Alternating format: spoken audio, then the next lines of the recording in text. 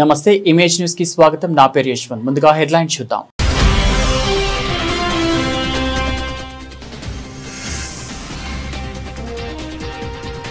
రాయవరం మండలంలో నాగుల చవితిని భక్తి శ్రద్ధలతో జరుపుకున్న భక్తులు.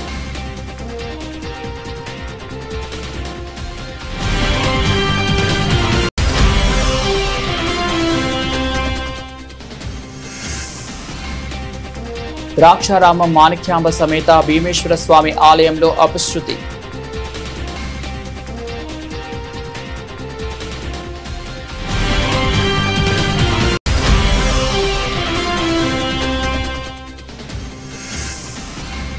అన్నవరం సత్యనారాయణ స్వామి ఆలయంలో కార్తీక మాసం ఏర్పాట్లను పర్యవేక్షించిన దేవాదాయ ధర్మాదాయ శాఖ కమిషనర్.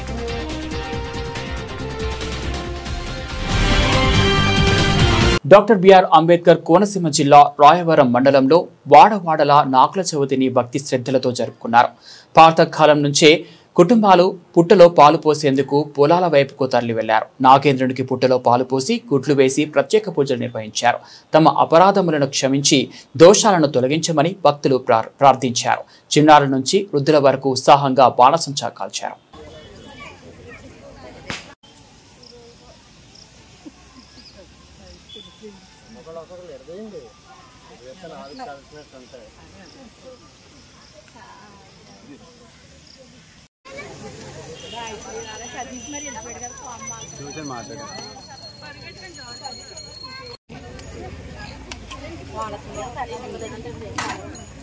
అది పాలు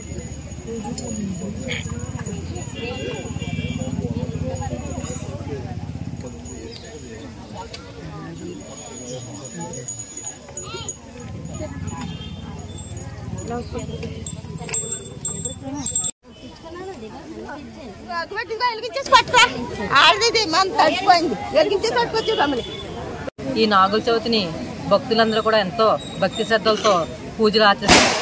నాగేంద్రుడు ఇదివరకు మనం పొలాల్లో పనులు చేసుకుంటున్నప్పుడు ఏమైనా పాముల్ని గట్ట తొక్కినా చేసినా అటువంటివి ఏమీ దోషాలు లేకుండా నివృత్తి కోసం ఈ నాగుల చవితి నాడు భక్తులందరూ కూడా ఎంతో భక్తి శ్రద్ధలతో పొట్టలో పాలు పోయడం, గుడ్లు వేయడం, అలాగే రకరకాల అన్నీ వేసి ఆ నాగేంద్రుని పూజించడం జరుగుతుంది.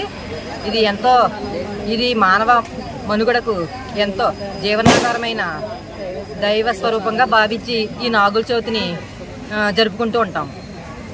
నా పేరు రాజేశ్వరి అండి. ఈ నాగుల చవితి పండుగను ప్రకృతి పండుగగా జరుపుకుంటాము. ఈ నాగుల చవితి పండుగ చేసుకునేటప్పుడు పొట్ల పాలు పోసేటప్పుడు మంత్రం చెప్తాము. ఆ మంత్రం ఏంటంటే నడుము తొక్కితే నావాడనుకో, తొక్కితే నావాడనుకో, పడగ తొక్కితే పగవాడు కాదు అనుకో, తోక తొక్కితే తోటివాడు అనుకో, నా కంట నువ్వు పడకు, నీ కంట నేను పడకుండా చూడు తండ్రి అనే మంత్రం చెప్పి పొట్టులో పాలు పోయాలండి. పెద్దలు చిన్నలు అందరూ కూడా దీపావళి అమావాస్య రోజు మతాబులు అవి కాలుస్తారు కదండి. అది అక్కడితో పాటు 5 రోజులు కూడా దీపావళి పండుగ నాగుల చవితి పండుగతో పూర్తి చేస్తాం. ద్రాక్షారామం మాణిక్యాంబ సమేత భీమేశ్వర స్వామి ఆలయంలో అపశృతి చోటు చేసుకుంది. కార్తీక మాసం పురస్కరించుకొని సెంట్రల్ ఆర్కియాలజీ డిపార్ట్మెంట్ ఆధ్వర్యంలో ఆలయంలో పనిచేసే ద్రాక్షారామకు చెందిన దొంగ భీమన్న శనివారం గడ్డి మిషన్తో గడ్డిని కోస్తున్న క్రమంలో విద్యుత్ ప్రమాదానికి లోనే మృతి చెందాడు. గుర్తించిన ఆలయ సిబ్బంది ద్రాక్షారామ పోలీసులకు సమాచారం ఇవ్వగా పోస్టుమార్టం నిమిత్తం రామచంద్రపురం ఏరియా ఆసుపత్రికి తరలించారు. ద్రాక్షారామ ఎస్ఐ ఎం లక్ష్మణ్ ప్రాథమిక అంచనా కోసం సంఘటనా స్థలాన్ని పరిశీలించారు. ఆలయ ఈవో అల్లు వెంకట దుర్గాభవాని ఆలయాన్ని మూసివేసి సంప్రోక్షణ చేయనున్నట్లు తెలిపారు. మహా నివేదన అనంతరం స్వామివారికి 3 గంటల నుంచి భక్తులను దర్శించుకోవచ్చని ఆలయ అర్చకులు తెలిపారు.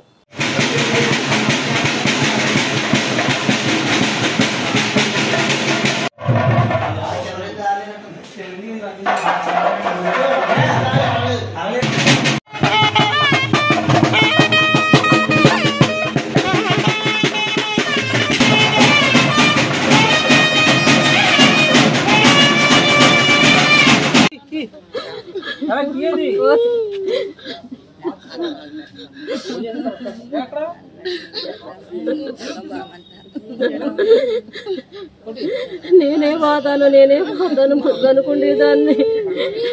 నీకేంటి భగవంతుడు మంచి ఆరోగ్యాన్ని ఇచ్చాడు, నీకేంటి మంచి ఆరోగ్యాన్ని ఇచ్చాడు. ఓం నమః శివాయ. ఈరోజు దక్షిణ కాశీ ద్రాక్షారామ శ్రీ భీమేశ్వర స్వామివారి దేవస్థానం పంచారామ క్షేత్రాల్లో ఒకటిగాను తెలంగాణలో ఒకటిగాను విరాజిల్లేటువంటి మహాపుణ్యక్షేత్రంలో కార్తీక మాసం అనుసరించుకుని ఈ దేవాలయం కేంద్ర ప్రవాసశాఖ వారి ఆధీనంలో ఉన్న సంగతి భక్తులందరికీ తెలిసిన విషయమే. వారి భాగంగా ఉత్తర భాగంలో ఉన్నటువంటి గార్డెనింగ్ చేసే సమయంలో అనుకోకుండా ఒక దుర్ఘటన జరగడం జరిగింది. ఆ దుర్ఘటనకు సంబంధించి మన వైదిక స్మార్తాగమాన్ని అనుసరించి మహాసంప్రోక్షణాది కార్యక్రమాలు నిర్వహించి దానికి ప్రాయశ్చిత్తం అంతా కూడా దేవాలయంలో నిర్వహించడం జరిగింది. ఈ మధ్యాహ్న కాలార్చన యథావిధిగా స్వామివారికి నిర్వహించి స్వామివారికి మహానివేదనాది కార్యక్రమాలు నిర్వహించిన తర్వాత 3 గంటలకి భక్తులకి యథావిధిగా దర్శనాలన్నీ కూడా ఇవ్వడం జరుగుతుంది. ప్రముఖ పుణ్యక్షేత్రమైన అన్నవరం శ్రీ వీరవెంకట సత్యనారాయణ స్వామి వారి దేవస్థానం ఆధ్వర్యంలో నిర్వహించబడుతున్న కార్తీక మహోత్సవాల ఏర్పాట్లను దేవాదాయ ధర్మాదాయ శాఖ కమిషనర్ రామచంద్ర మోహన్ ప్రత్యేకించి పర్యవేక్షించారు. ఈ సందర్భంగా ఆలయ పడమటి రాజగోపురం వద్ద ఉన్నటువంటి నూతన విశ్రాంతి హాలను బుకింగ్ కౌంటర్స్ ను పరిశీలించారు. అలాగే సిఆర్ఓ ఆఫీస్ వద్ద రూముల గురించి ఎంక్వైరీ చేశారు. అదేవిధంగా కార్ట్ రోడ్ కొండ దిగువన కాలేజ్ గ్రౌండ్ పార్కింగ్ ప్లేసెస్ అన్నదానం వ్రత మండపాలు మొదలగు అన్ని విభాగాలను పర్యవేక్షించారు. ఈ కార్యక్రమంలో ఆలయ అనువంశిక ధర్మకర్త ఐవి రోహిత్, ఆలయ కార్యనిర్వహణాధికారి వేళ్ల సుబ్బారావు, ఇంజనీరింగ్ విభాగం అధికారులు వి రామకృష్ణ, నూకరత్నం, ఎలక్ట్రికల్ జ్యువెలరీ సత్యనారాయణ, పర్యవేక్షణాధికారి, ఇతర ఉన్నతాధికారులు తదితరులు పాల్గొన్నారు.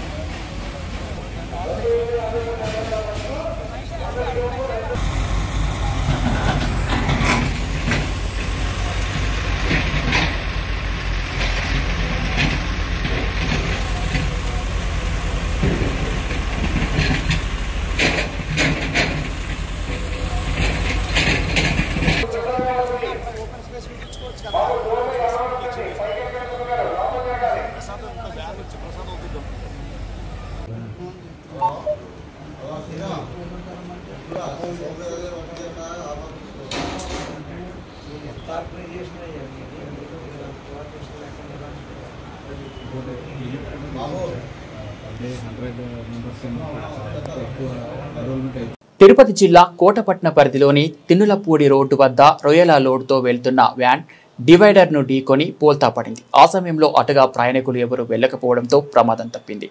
వాకాడ్ నుంచి రొయ్యల లోడ్తో నెల్లూరు వెళ్తున్న తమిళనాడు రిజిస్ట్రేషన్ గల వ్యాన్ తిన్నెలపూడి క్రాస్ రోడ్ వద్దకు వచ్చేసరికి అదుపు తప్పి బోల్తా కొట్టింది. ఈ ప్రమాదంలో డ్రైవర్, క్లీనర్ స్వల్ప గాయాలతో బయటపడ్డారు.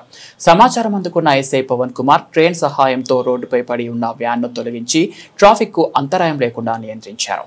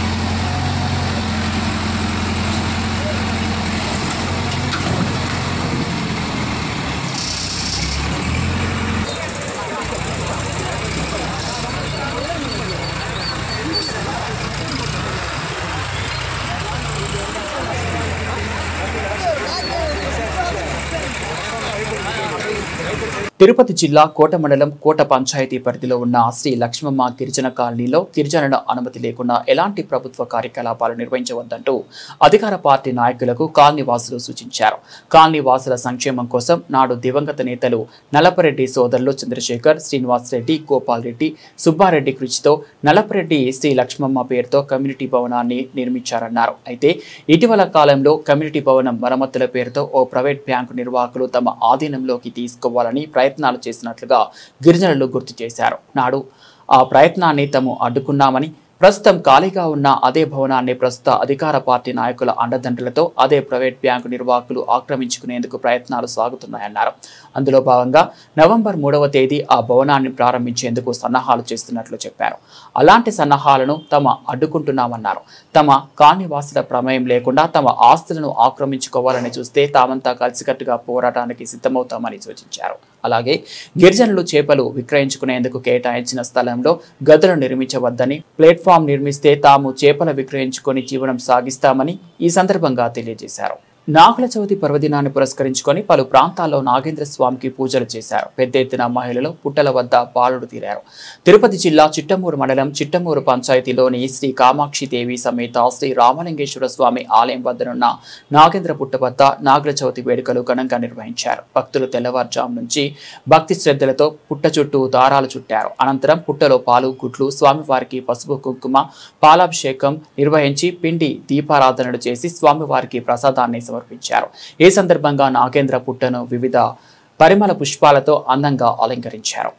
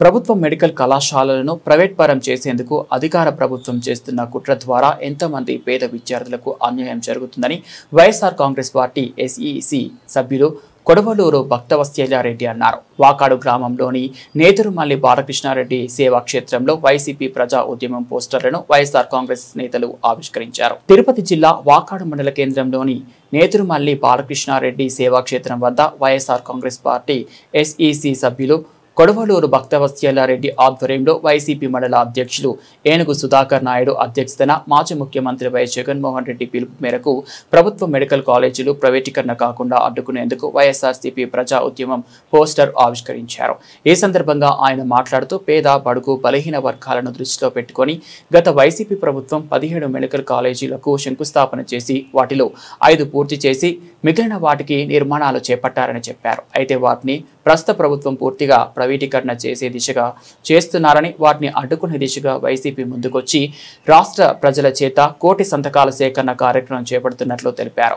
గూడూరు నియోజకవర్గ ఇన్ఛార్జ్ మేరిగా మురళీధర్ ఆధ్వర్యంలో ఈ నెల 28న గూడూరులో ర్యాలీ నిర్వహిస్తారన్నారు. ఈ కార్యక్రమానికి అధిక సంఖ్యలో పాల్గొని విజయవంతం చేయాలని కోరారు. ఈ కార్యక్రమంలో వాకాటి జనార్దన్ రెడ్డి, మధుసూదన్ రెడ్డి, గూడూరు వెంకటేశ్వర రెడ్డి, గూడూరు సుధాకర్ రెడ్డి, మధురెడ్డి, వైసీపీ నాయకులు, కార్యకర్తలు పాల్గొన్నారు. ఈరోజు వైఎస్ఆర్ కాంగ్రెస్ పార్టీ అధ్యక్షులు, మన ప్రియతమ నాయకులు, మాజీ ముఖ్యమంత్రి వర్యులు వైఎస్ జగన్మోహన్ రెడ్డి గారి పిలుపు మేరకు ప్రైవేట్ మెడికల్ కాలేజీలు ఈరోజు రాష్ట్ర ప్రభుత్వం ఒక ధ్యేయంగా పెట్టుకొని, ఏదైతే జగన్మోహన్ రెడ్డి గారు పేద విద్యార్థులను, పేద ప్రజలను దృష్టిలో పెట్టుకొని ఆయన స్థాపించినటువంటి 17 మెడికల్ కాలేజీలను ప్రైవేట్ పరం చేసేటువంటి ఒక కార్యక్రమానికి వ్యతిరేకంగా ఈనాడు రాష్ట్ర వ్యాప్త ఉద్యమం జరుగుతూ ఉంది. కోటి సంతకాల సేకరణ కూడా చేపట్టడం జరిగింది పార్టీ ఆధ్వర్యంలో. అందులో భాగంగా 28వ తేదీ రాష్ట్రంలో పెద్ద ఎత్తున ఒక ప్రజా ఉద్యమాన్ని తీసుకురావాలనేటువంటి ఆలోచనతో వైఎస్ఆర్ కాంగ్రెస్ పార్టీ ఆధ్వర్యంలో ఈనాడు ప్రతి మండల స్థాయిలో, మండల కేంద్రంలో వైఎస్ఆర్ కాంగ్రెస్ పార్టీ ఆధ్వర్యంలో ఈ పోస్టర్ ఆవిష్కరణ కార్యక్రమం జరుగుతుంది. అందులో భాగంగా ఈరోజు వాకాడు మండలంలో జరిగినటువంటి కార్యక్రమానికి విచ్చేసినటువంటి అందరూ వైఎస్ఆర్ కాంగ్రెస్ పార్టీ కార్యకర్తలు, అభిమానులందరికీ హృదయపూర్వకమైనటువంటి కృతజ్ఞతలు తెలియజేసుకుంటున్నాం. ఈ సందర్భంగా గత 5 సంవత్సరాలు జగన్మోహన్ రెడ్డి గారి పరిపాలనా కాలంలో ఈ రాష్ట్రంలో వైద్య రంగంలో విప్లవాత్మకమైనటువంటి సంస్కరణలు వచ్చినటువంటి విషయం ప్రతి ఒక్కరికి తెలిసినటువంటి విషయం. ఈ రాష్ట్రంలో నాడు నేడు అనేటువంటి కార్యక్రమం ద్వారా పాడుపడిపోయినటువంటి అన్ని ప్రాథమిక ఆరోగ్య కేంద్రాలను, ఏరియా ఆసుపత్రులను, జిల్లా ఆసుపత్రులను వేలాది కోట్ల రూపాయలు ఖర్చు పెట్టి పునర్నిర్మాణం చేసినటువంటి విషయం మనందరికీ తెలుసు. మనం మన కళ్ళతో చూసాం. ఒక్క వాకాడు హాస్పిటల్ ఈరోజు చూస్తే 5 కోట్ల రూపాయలు వెచ్చించి ఈరోజు అధునాతనమైనటువంటి వసతులతో, అన్ని హంగులతో ఈరోజు హాస్పిటల్ మనం చూస్తూ ఉన్నాం. ఈరోజు వందలాది మంది పేద ప్రజలు హాస్పిటల్ ఉపయోగించుకుంటూ ఉన్నారు. గతంలో వాకాడు హాస్పిటల్ పోవాలంటేనే సరైనటువంటి వసతి సౌకర్యం లేనటువంటి పరిస్థితుల్లో జగన్మోహన్ రెడ్డి గారి ప్రభుత్వ సహకారంతో వాకాడులో ఇటువంటి వైద్యశాలను ఏర్పాటు చేసినందువల్లే ఈరోజు ఒక వాకాడులోనే కాకుండా వాకాడు చుట్టుపక్కల ఉన్నటువంటి అనేక గ్రామాల ప్రజలు ఈరోజు వైద్య సౌకర్యాలను పొందుతూ ఉన్నారు. ఇది ఎందుకు చెప్తున్నామంటే ఒక వాకాడుకి పరిమితం కాదు. ఒక వాకాడు మండలంలో ఉండేటువంటి 4 ప్రాథమిక ఆరోగ్య కేంద్రాలకే 10 కోట్ల రూపాయలు మంజూరు చేశాడు. ఈ విధంగా నాడు నేడు అనేటువంటి కార్యక్రమం ద్వారా ప్రభుత్వ వైద్యశాలలకు కావాల్సినటువంటి అన్ని మౌలిక వసతులు ఏర్పాటు చేయడం, అంతేకాకుండా గ్రామ స్థాయిలో ఈ 108, 104 సర్వీసులను చాలా గొప్పగా నడిపేటువంటి కార్యక్రమం. అంతేకాకుండా ఆరోగ్య సురక్ష అనేటువంటి కార్యక్రమం ద్వారా ప్రతి గ్రామంలో వైద్య శిబిరాలు పెట్టి ప్రతి పేదవాడికి కావాల్సినటువంటి అన్ని పరీక్షలు నిర్వహించి, పేదవాడు ఏదన్నా అనారోగ్యానికి గురై ఉంటే అక్కడ కావాల్సినటువంటి ప్రాథమికంగా కావాల్సినటువంటి అనేక 100 రకాల మందులను తీసుకొని వచ్చి వాళ్ళకి మందులు ఇచ్చేటువంటి కార్యక్రమం. ఆ విధంగా కాకుండా ఏదైనా పెద్ద జబ్బు వచ్చి వాళ్ళు ఏదైనా పెద్ద హాస్పిటల్లో వైద్య సౌకర్యం కావాలంటే ఇక్కడ ఉన్నటువంటి ప్రభుత్వ వైద్య అధికారుల ద్వారా వాళ్ళకి పూర్తి స్థాయిలో ఉచితంగా వైద్య సౌకర్యాన్ని కల్పించేటువంటి ఏర్పాటు చేయడం మీకు అందరికీ తెలుసు. ఈ రాష్ట్రంలో ఉండేటువంటి పేద ప్రజానీకం ఏదైనా పెద్ద జబ్బును పడితే ప్రాణం పోయేటువంటి పరిస్థితుల్లో జగన్మోహన్ రెడ్డి గారి తండ్రి అయినటువంటి రాజశేఖర రెడ్డి గారి గొప్ప ఆలోచన చేసి ఆరోగ్యశ్రీ అనేటువంటి కార్యక్రమాన్ని పెట్టి లక్షలాది రూపాయలు ఖర్చు అయినా సరే పేదవాడికి కూడా ఒక గుండె జబ్బో, ఒక లివర్ జబ్బో, ఒక కిడ్నీ జబ్బో వస్తే కార్పొరేట్ హాస్పిటల్లో కోటీశ్వరులకు ధీటుగా వైద్య సౌకర్యం చేయించుకునే దానికి రాజశేఖర రెడ్డి గారు ఆ రోజు ప్రవేశపెట్టినటువంటి ఆరోగ్యశ్రీ ఉపయోగపెడితే దాన్ని మరింత ముందుకు తీసుకుపోయాడు, 4 అడుగులు ముందుకు తీసుకుపోయాడు జగన్మోహన్ రెడ్డి గారి నాయకత్వంలోని ప్రభుత్వం. రాజశేఖర రెడ్డి గారి హయాంలో లేనటువంటి అనేక జబ్బులకు కూడా దాదాపు 300 సేవలు, 3000 జబ్బులకు కావలసినటువంటి ఈ యొక్క వైద్య ఖర్చులను మొత్తం ఆరోగ్యశ్రీకి చేర్చినటువంటి ఘనత జగన్మోహన్ రెడ్డి గారిది. అంతేకాదు, ఒక రోగి హాస్పిటల్లో ఉంటే ఆయనకు తోడుగా వారి కుటుంబ సభ్యులు ఒకరు ఉంటే, వాళ్ళు పేదవాళ్ళైతే, వాళ్ళు కూలీనాలే చేసుకునేటువంటి జీవించే వాళ్ళైతే వాళ్ళ భృతి పోతుందని ఆరోగ్య అసరా అనేటువంటి కార్యక్రమం ఒకటి పెట్టి పేదవాడు వైద్యానికి పోతే ఆయనకు తోడుగా ఉండేటువంటి వాడికి కూడా కొంత డబ్బులు ఇచ్చేటువంటి కార్యక్రమాన్ని ఏర్పాటు చేసినటువంటి ఘనత జగన్మోహన్ రెడ్డికి దక్కుతుంది.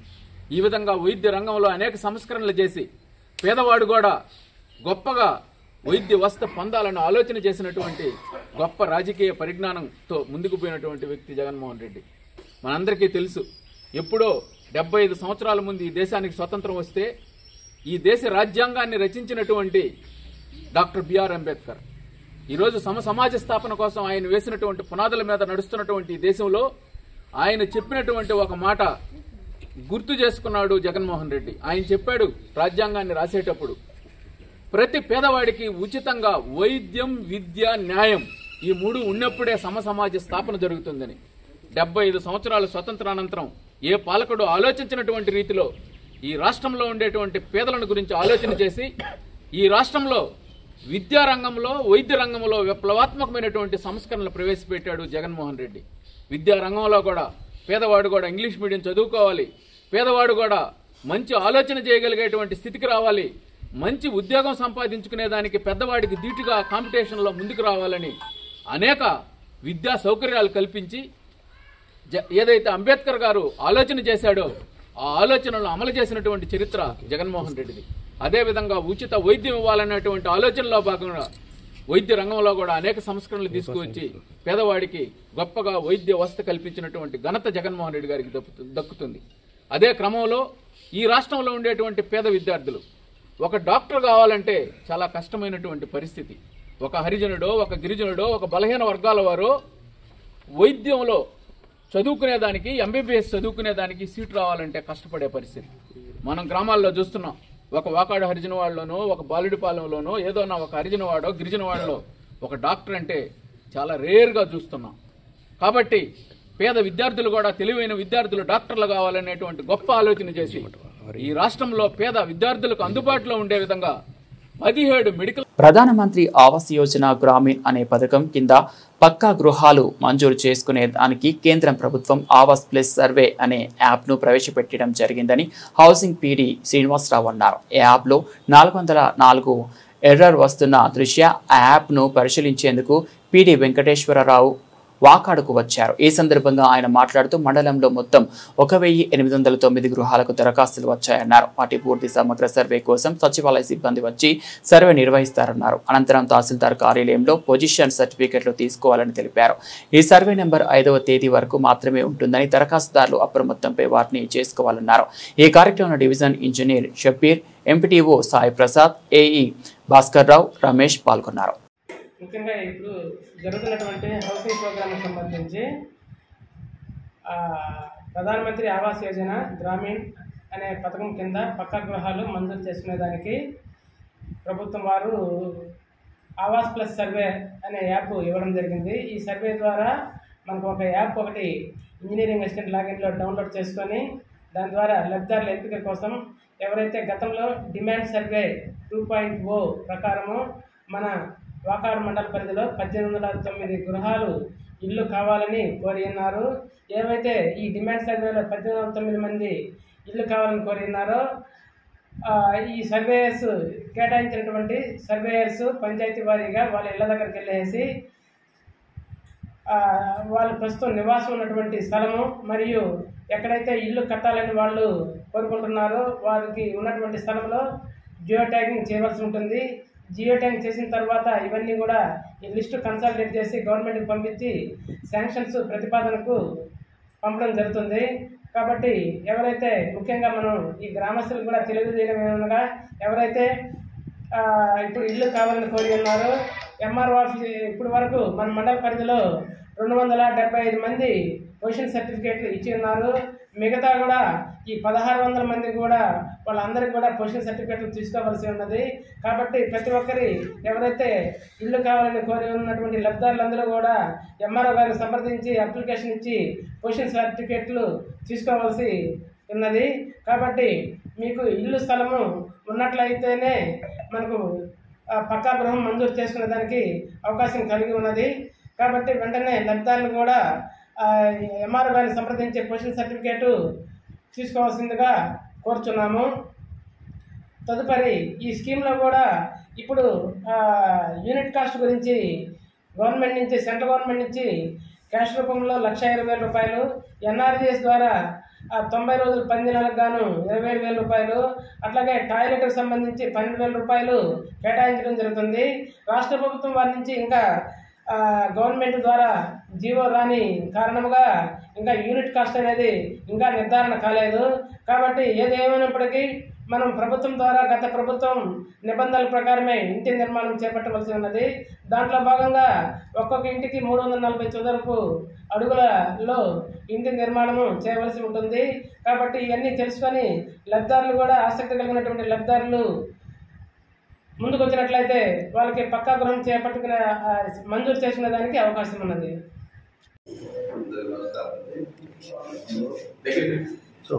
పిఎంఏవై 2.0 సర్వే చేయడం అందులో భాగంగా ఇప్పుడు పిఎంఏవై గ్రామీణ కింద లబ్ధిదారులను ఎంపిక చేసి వాళ్ళు ప్రస్తుతం నివేశం ఉన్న స్థలంలో ఫోటో ఎక్కడైతే వాళ్ళు ఇల్లు తెప్పించుకుంటారో అతను ఫోటో తెప్పిన ఒక యాప్ ఇస్తున్నారు. ఈ యాప్లో భాగంగా ఈరోజు అందరికీ చేస్తుంది. అందరికీ సర్వే అపాయింట్ చేయడం జరిగింది. వాళ్ళు వాళ్ళకి అలాట్ చేసిన పంచాయతీలన్నీ ఈరోజు నుంచి చూసి వాళ్ళు ప్రతి ఇంటికి వెళ్ళి పేదవాళ్ళందరినీ చూసి వాళ్ళ యొక్క ఫోటోస్ని తీసి యాప్లో పొందుపరుస్తారు. యాప్ ప్రజెంట్ అయితే వర్క్ బాగుంది అని ఎందుకు కావట్లేదు చూసేదాన్ని మా పీడీ గారు రావడం జరిగింది. వాళ్ళ నుంచి ఆ సమస్యలు హెడ్ ఆఫీస్కి తెలిపి ఆ యొక్క యాప్ 404 అనేది ఒక ఎర్రర్ వస్తూ ఉంది. ఆ ఎర్రర్ని క్లియర్ చేపించి వాళ్ళతో మళ్ళీ అన్ని సర్వే చేసేదానికి ప్రయత్నం చేస్తున్నాము. ఈ యొక్క సర్వే అనేది నవంబర్ 5వ తేదీ కంప్లీట్ అవుతుంది. కాబట్టి అందరూ నమోదు చేసుకోవాల్సింది కోరుతున్నాము. అందరూ నమస్కారం. బులెటిన్ ముగించే ముందు హెడ్లైన్స్ మరోసారి.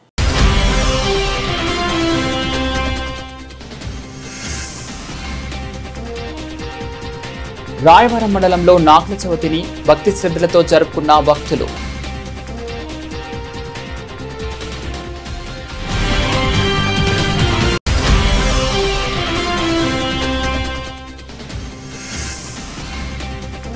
ద్రాక్షారామం మాణిక్యాంబ సమేత భీమేశ్వర స్వామి ఆలయంలో అపశృతి.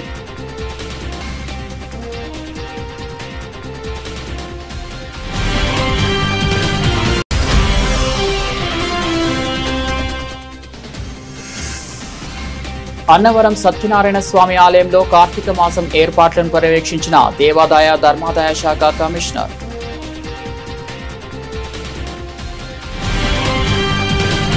ఇవి బులెటిన్ అప్డేట్స్. మరో బులెటిన్లో మళ్ళీ కలుద్దాం.